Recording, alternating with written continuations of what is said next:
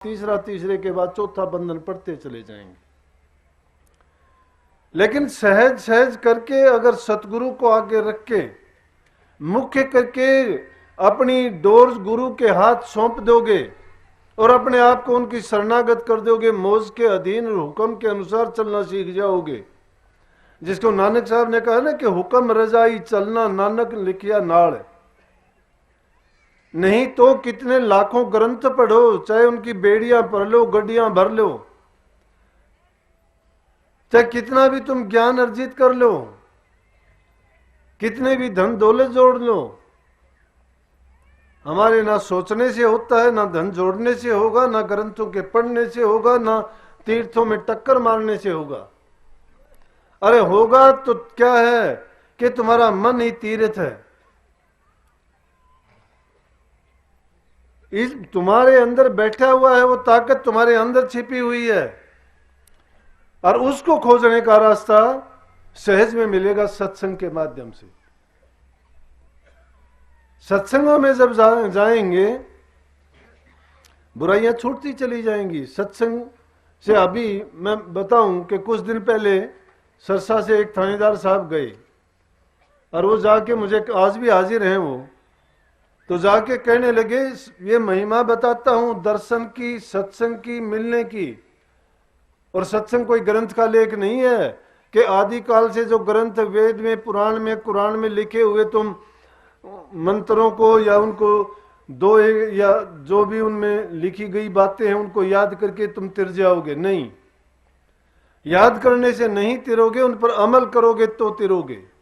वो तुम्हें उस मार्ग का और ले जाने का रास्ता बताते कि इस रास्ते पर चलते चले जाओगे, लेकिन उसके लिए रहबर गुरु तुम्हें खोजना ही पड़ेगा। उस रास्ते में भटकने का बहुत खतरा है, इसलिए गुरु को साथ लेके चलोगे तो तुम्हें उन भटकाओं से निकालते हुए, बचाते हुए लेके जाएंगे। तो कहने लगा जी मैं शराब बहुत पीता हूं।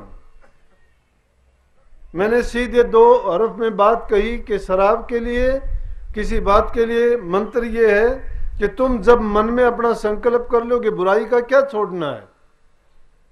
बुराई को हमने लगाया है, बुराई अपने आप हमसे आके नहीं चिपटी है। अगर उस बुराई को तुम छोड़ना चाहते हो उसी दिन से छोड़ दो, छूट जाएगी।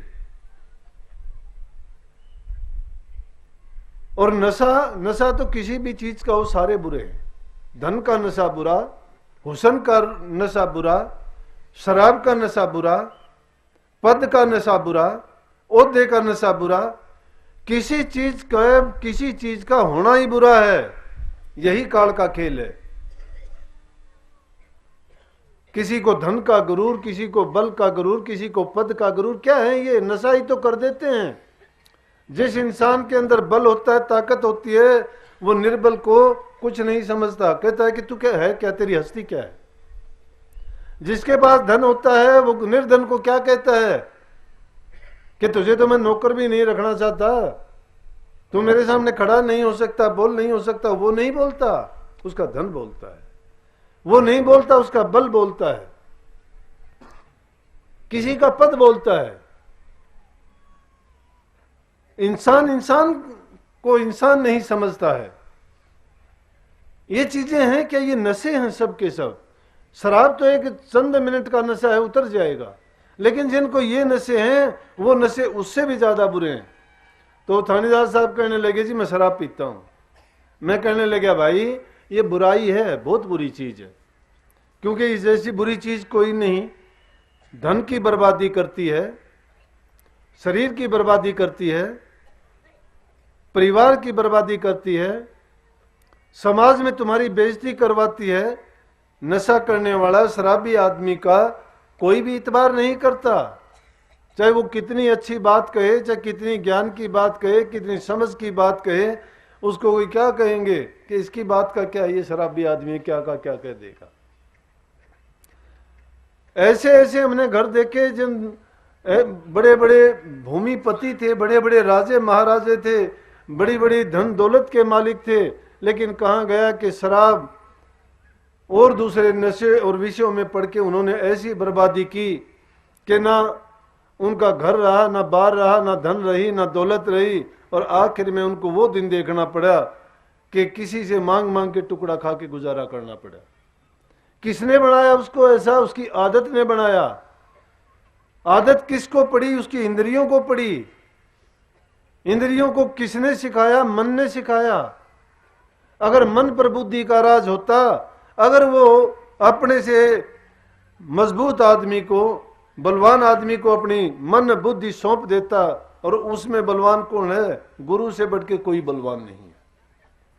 उन चीजों के लिए गुरु बलवान है। ताकत नहीं है गुरु के पास, गुरु के पास धन नहीं है, गुरु के पास पद और ओहदा नहीं है। वो गरीब से गरीब, निर्बल से निर्बल, छोटे से छोटा है, लेकिन वो जो दौलत गुरु के पास है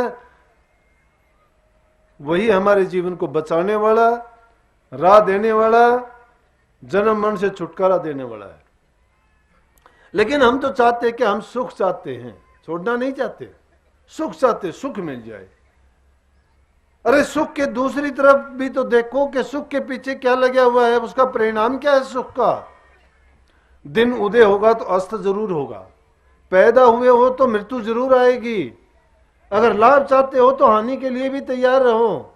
अगर सुख चाहते हो तो दुख से डरो ना, दुख है,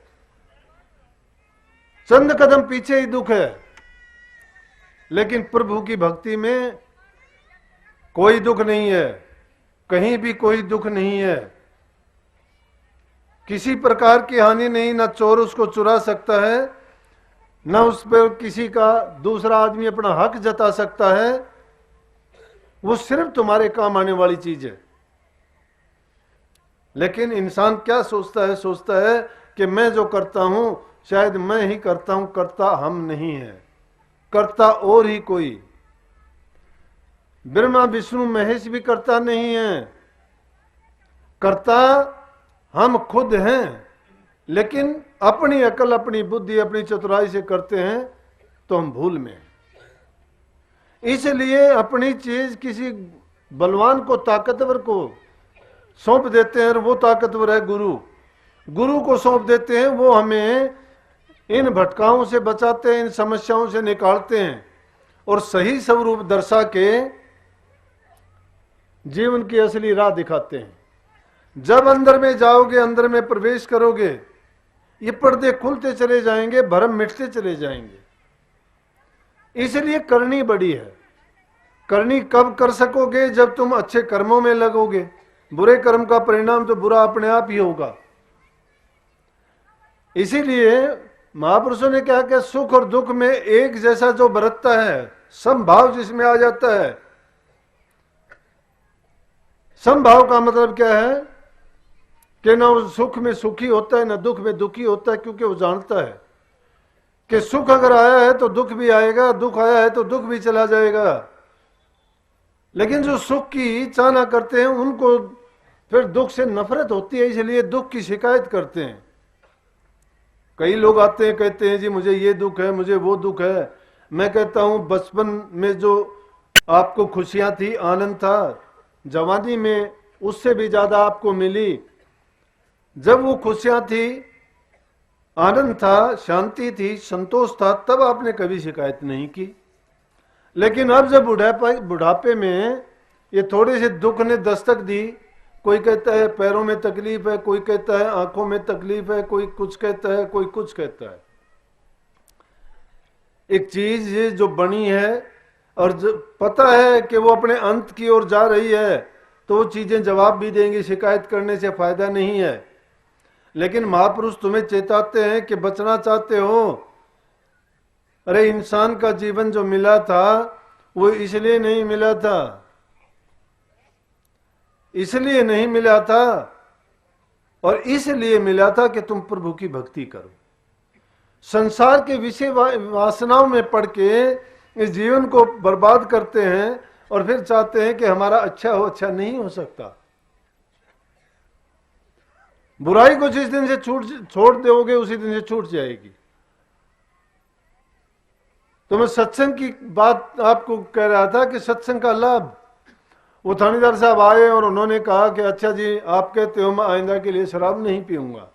मैं बोला पक्का होके? हम ड्रेस में ही आया था उस दिन, मुझे खुशबू बदबू तो आती नहीं, शायद पी भी रखी होगी उस दिन भी। लेकिन कहने लगा नुला जी अब नहीं पीऊंगा। नुला कई बार मेरे एक्सीडेंट हो चुके, पेंट उठा के पैर दिखा, बोला कि ये देखो और मैं बच गया, लेकिन अब मैं प्रण करता हूं नहीं पीऊंगा। आज आया तो खुशी खुशी वहां चला गया, सीधा मेरे पास गया। मैंने पहचान लिया। माँ हाँ। नुला जी आपको बोलो। माँ क्यों? बोला जी 3 दिन हुए केस चले तो डीएसपी के पास गए तो डीएसपी ने देखा आपका फोटो डला हुआ था, उन्होंने काट के बोला ये क्या है? बोला फोटो है। बोला शराब छोड़ दी? बोला हाँ जी छोड़ दी। बोला जा तू बरी, तेरा कोई केस नहीं। जब ये बताओ एक दिन छोटे हुए नहीं हुई, यार इतने दिन का उलझन का केस जब बरी कर दिया तो उस यमराज की कचेड़ी में तुम्हारी पेशी वहां भी नहीं होनी है। लेकिन इतबार कब आएगा? आप लोगों को इतबार नहीं आता है। इतबार क्यों नहीं आता? हमारे दिल में विश्वास नहीं है। और मैं कितनी बार कहता हूं भक्ति की नींव हमेशा इस इतबार पे, श्रद्धा पे रुकी होती है। लेकिन उसके लिए आपके दिल में विरह होनी चाहिए, प्रेम होना चाहिए, श्रद्धा होनी चाहिए। और वो कैसी? जैसी इस शब्द में कही थी कि वो कोई कोई जानने वालों में कौन सा है कि गया कि दीपक पर पतंगा जैसे जला रहा अंगा, जलने की सार कोई कोई जाने। अरे संसार की अग्नियों में सब कोई जलते हो, लेकिन कभी विरह की अग्नि में जलना सीखा है? पतंगे ने सीखा है। हमें वो एक शिक्षा देता है कि अगर तुम जलना ही चाहते हो ना, तो उस मालिक के प्रेम में ऐसे अपने आप को वार के रख दो जिस प्रकार से दीपक का जब प्रकाश होता है और वो पतंगा उसके चारों ओर चक्कर काटता है, क्यों? कि प्रकाश के बिना वो जीना नहीं चाहता। और असली रूप में जानना चाहते हो तो इंसान की नहीं, हर जीव की पैदाइश प्रकाश से है। प्रकाश से पैदाइश है और उसी प्रकाश में से ही शब्द की धुन निकलती है और शब्द से ही सारा पसारा हुआ है, सब कुछ शब्द से प्रकट हुआ है। शब्द से ये सब भवन, दुनिया, पेड़ पौधे, जीव जंतु, संसार जो भी हमें दृष्टिगोचर होता, सारी रचना शब्द की है।